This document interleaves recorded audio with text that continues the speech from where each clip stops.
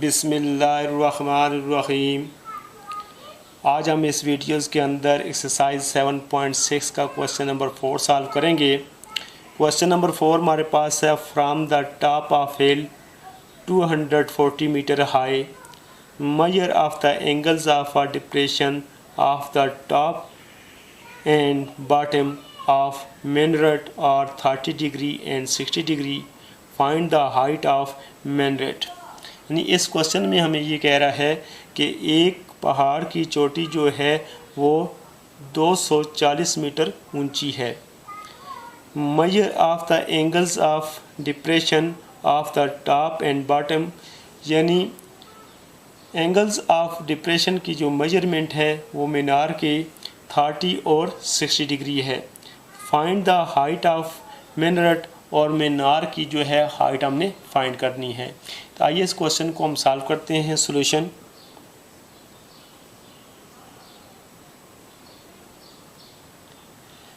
में सबसे पहले हम इसकी डायग्राम बनाएंगे। क्वेश्चन में जो हमने पढ़ा है उसी तरीके से हमने डायग्राम बनानी है। ये हमारे पास जो हिल की जो है ऊंचाई है यानी हाइट है वो हमारे पास 240 मीटर है। तो हम एक सीधी सी लाइन लेंगे। तो ये लाइन हमारे पास जो है हिल की हाइट को ज़ाहिर कर रही है, यानी ये हमारे पास 240 मीटर है। अब हमारे पास एंगल ऑफ डिप्रेशन जो है टॉप एंड बॉटम जो है वो 30 एंड 60 डिग्री है। तो जैसा कि हम पहले भी कह चुके हैं कि एंगल ऑफ डिप्रेशन जो है उसका जो है पॉइंट ऑफ ऑब्जर्वेशन जो होता है वो ऊपर होता है और नीचे की तरफ वो झुकता है, यानी ये टॉप से नीचे की तरफ एंगल ऑफ डिप्रेशन आएगा। तो ये हमारे पास दोनों एंगल जो हैं एंगल ऑफ डिप्रेशन हैं। तो यहाँ टॉप से हम हिल के टॉप से हम नीचे की तरफ आएंगे और साथ ये हॉरिजॉन्टल लाइन खींचेंगे।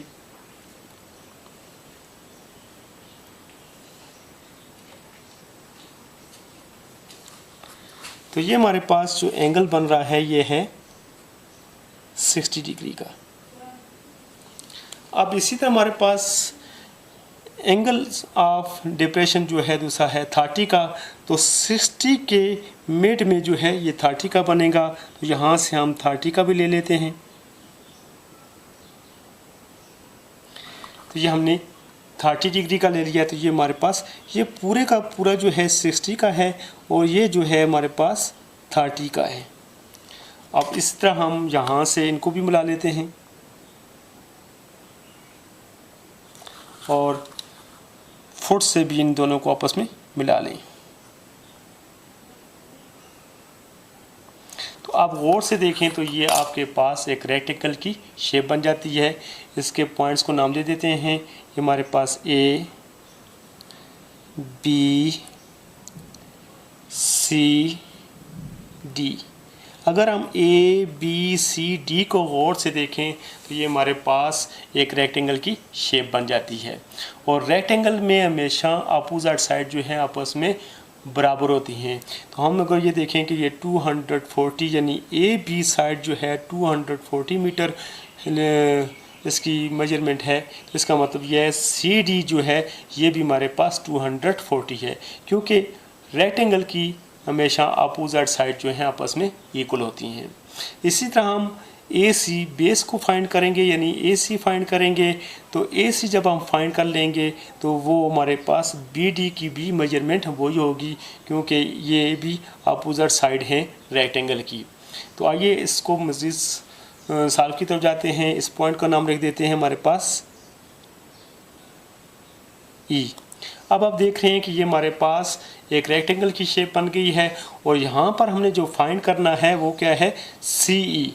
सी ई जो है ये मीनार की हाइट है जो हमने फाइंड करनी है। तो आइए जो मेजरमेंट हमारे पास मौजूद हैं उनको हम अपने सामने लिख लें ताकि हमें इसकी ज़रूरत पड़ेगी तो हम आसानी से इसको देख सकें। तो सबसे पहले हमारे पास है हाइट।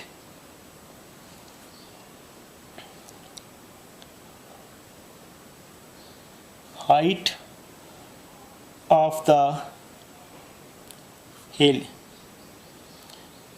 तो हिल की हाइट को हमने ए बी से ज़ाहिर किया है, ए बी, और ए बी हमारे पास इक्वल है 240 metre.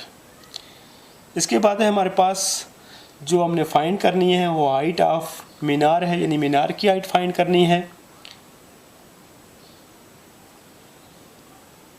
Height of the minaret,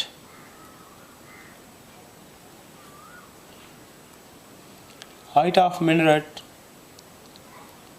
हमारे पास क्या है, CE, जो हमने फाइंड करना है। अब बात आ गई है एंगल ऑफ डिप्रेशन की। तो ये हमारे पास DBC, एक एंगल ऑफ डिप्रेशन ये है हमारे पास, और एक एंगल जो है ये हमारे पास है ACB, और ये भी हमारे पास 60 डिग्री का है। अब ये बात कि ये 60 डिग्री का कैसे है, क्योंकि इन दोनों एंगलों के बारे में दो क्वेश्चन के अंदर बताया गया है। ये एंगल 60 का किस तरह है, अगर गौर से देखा जाए तो ये BD और AC जो हैं दोनों लाइनें जो हैं पैरेलल हैं, और ये BC जो लाइन बीच में आपको नज़र आ रही है ये एक ट्रांसवर्सल लाइन है। तो ये 60 और ये 60, ये दोनों एंगल जो हैं ये अल्टरनेट एंगल हैं ऑफ पैरेलल लाइंस। तो पैरेलल लाइंस के जो अल्टरनेट एंगल होते हैं वो हमेशा आपस में बराबर होते हैं।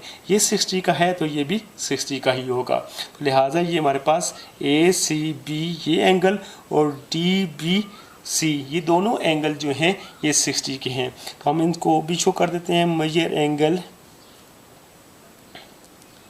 CPD is equal to 60 degree, CBD ये 60 डिग्री का है, और इसी तरह हमारे पास measure ACB is equal to 60 degree, और ACB भी हमारे पास 60 डिग्री का है। अब हमारे पास क्योंकि आप जाते हैं ट्राइंगल की तरफ अपने काम को, यानी अपने जो है क्वेश्चन को साबित करने के लिए, वैल्यू को मालूम करने के लिए, तो सबसे पहले हम AC फाइंड करेंगे, क्योंकि असल में हमने CE की जो है हाइट फाइंड करनी है, उससे पहले हम AC को फाइंड करेंगे। और सबसे पहले हम यहाँ देख रहे हैं कि AC को फाइंड कर रहे हैं तो हमारी नज़र में ये राइट एंगल ट्राइंगल सामने होनी चाहिए। ABC जो है ये राइट एंगल ट्राइंगल है, इसको सामने रखते हुए हम AC की वैल्यू फाइंड करेंगे।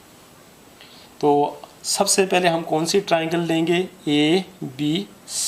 ABC ट्राइंगल को सामने रखते हुए हम AC की वैल्यू फाइंड करेंगे। फ्रॉम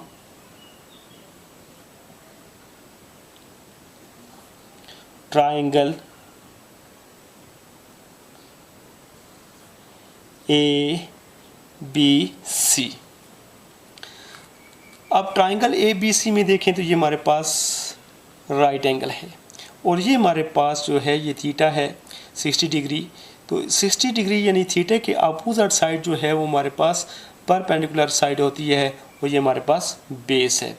अब हमारे पास अपोजिट साइड जो है ये गिवन है, और बेस हमने फाइंड करना है, यानी opposite side divided by base, perpendicular side divided by base.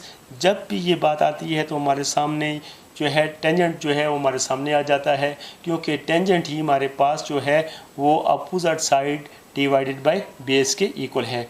तो अब हम 60 डिग्री यानी थीटा को हम 60 डिग्री लेंगे, तो हम लेंगे tangent 60 degree is equal to, तो क्योंकि हमारे पास ये साइड गिवन है और ये साइड हमने मालूम करनी है, तो इन्हीं दोनों साइडों को लेंगे।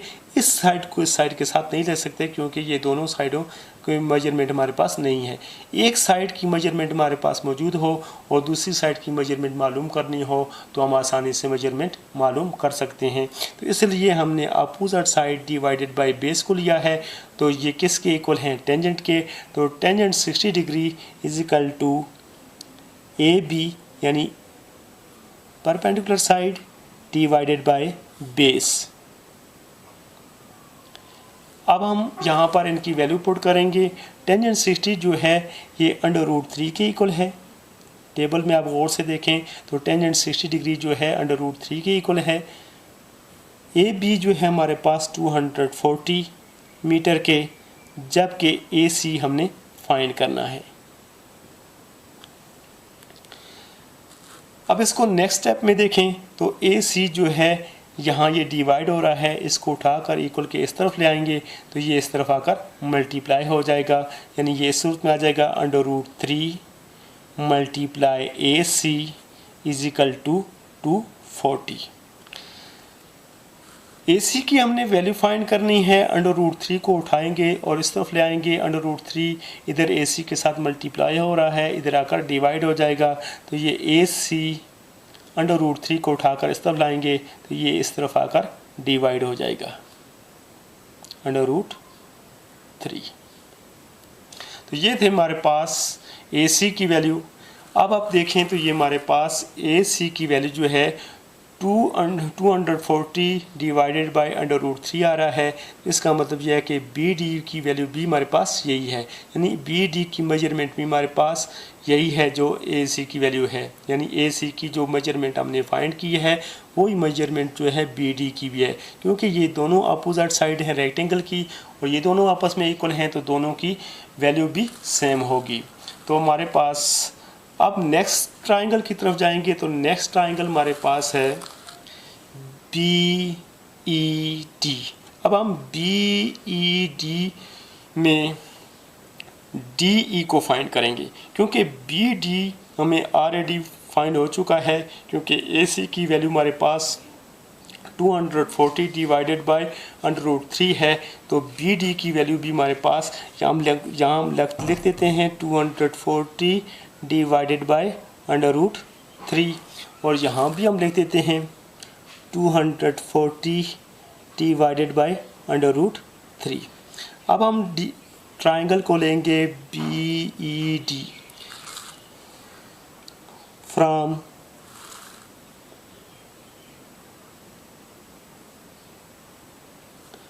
Triangle B E D. Triangle B E D में देखें तो आप यहाँ पर यह जो है 90 का एंगल बन रहा है। इस ट्राइंगल में ये जगह जो है हमारे पास बेस थी, तो इसी तरह इस ट्राइंगल में ये जगह भी बेस होगी, क्योंकि ये दोनों साइडें आपस में इक्वल हैं। ये बेस है तो फिर ये भी बेस है, तो इसका मतलब ये है कि डी ई जो है ये अपोजिट साइड है और बी डी जो है ये बेस है, और एंगल ऑफ डिप्रेशन जो है वो हमारे पास 30 है। तो इसमें हम देखें तो ये हमारे पास opposite side divided by base, तो हमारे पास थीटा जो है वो 30 डिग्री है, तो हम लिखेंगे tangent 30 degree, tangent 30 degree is equal to opposite side हमारे पास है D E divided by base है हमारे पास बी डी। अब इनकी हम वैल्यू पुट करेंगे। टेंजेंट 30 डिग्री हमारे पास है 1 divided by √3 is equal to D E हमने फाइंड करना है, और बी डी की वैल्यू जो है हमारे पास है 240 डिवाइडेड बाय √3। अब इसको हम मज़ीद सॉल्व करें तो ये √3 जो है ये देखिए 240 डिवाइडेड बाय √3 और D E divided bye 240 divided by √3, तो ये √3 जो है ये डी ई से मल्टीप्लाई हो जाएगा। सिंपल सी बात को समझना है।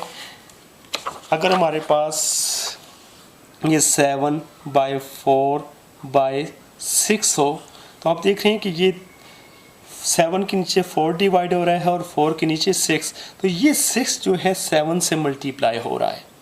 अगर इसको इस तरह देखें कि ये 7 डिवाइडेड बाय 4 डिवाइडेड बाय 6 लिखा है, तो आप इससे भी लिख सकते हैं 7 डिवाइडेड बाय 4/6, तो लिख सकते हैं। इसको आप इस तरह भी लिख सकते हैं। अब 7 के नीचे अगर आप 1 लिखना चाहते हैं तो 1 लिख सकते हैं, यानी 7/1, और इस डिवाइड को अगर मल्टीप्लाई में चेंज कर दें तो ये हमारे पास आ जाएगा मल्टीप्लाई, और यहाँ ये रकम जो उलट जाएगी 6/4। तो आप देखें ये 6 और 7 आपस में क्या हो रहे हैं, मल्टीप्लाई हो रहे हैं। इसी रूल के मुताबिक ये √3 जो है DE के साथ मल्टीप्लाई हो जाएगा।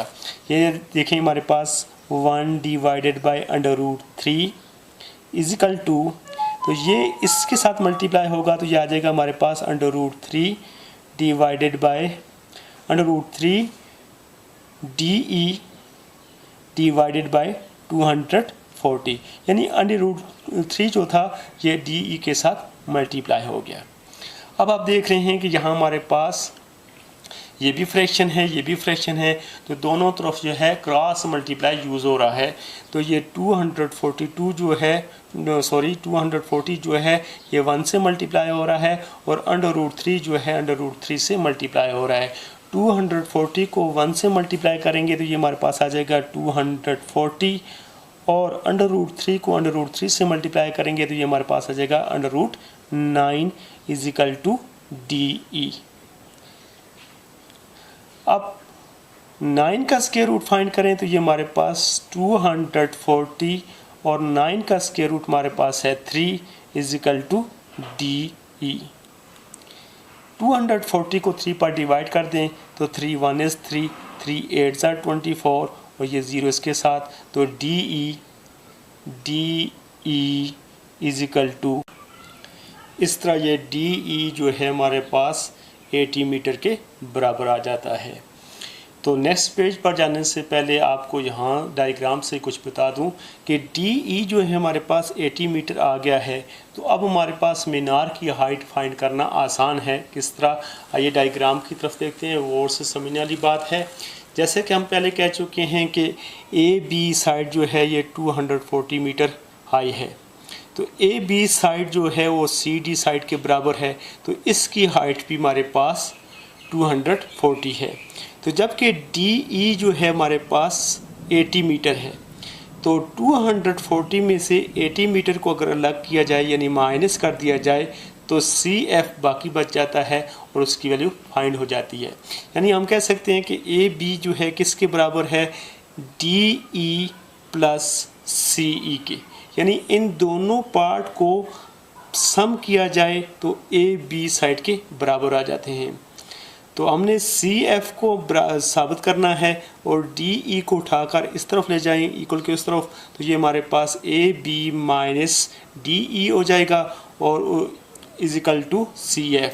तो AB की वैल्यू हमारे पास 240 है और DE की वैल्यू हमारे पास 80 है, तो 240 में से 80 को माइनस करेंगे तो CF जो है हमारे पास 160 के इक्वल आ जाएगा।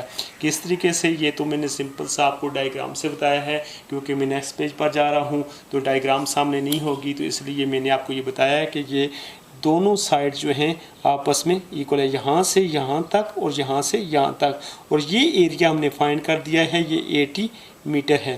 अगर 80 मीटर को 240 में से माइनस कर दें तो CF हमारे पास आ जाएगा। तो आइए देखते हैं किस तरीके से। तो अभी हमने कहा कि हमारे पास जो AB साइड है वो किसके इक्वल है, वो इक्वल है हमारे पास DE प्लस CE, यानी इन दोनों पार्ट्स को आप सम करें तो तब जाकर ये AB के इक्वल आता है।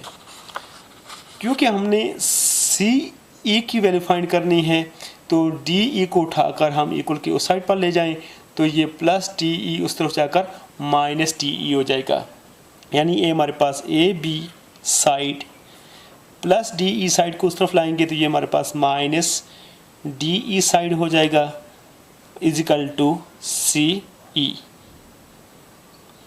इसी तरह हम इनकी वैल्यू पुट करेंगे तो AB जो है इसकी वैल्यू हमारे पास है 240 मीटर माइनस DE की वैल्यू हमने फाइंड की है 80 मीटर इजिकल टू CE।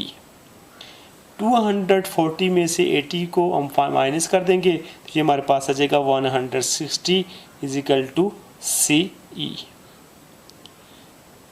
यानी CE जो है हमारे पास 160 मीटर। तो आप इसको इस तरह लिख सकते हैं CE इजिकल टू 160 मीटर। तो इस तरह मीनार की जो हाइट है वो हमारे पास 160 मीटर है। उम्मीद है कि ये क्वेश्चन आपको अच्छे तरीके से समझ आ गया होगा। अगर ये क्वेश्चन आपको अच्छी तरीके से समझ आ गया है तो इस वीडियो को आपने सब्सक्राइब, शेयर, लाइक ज़रूर करना है। थैंक्स।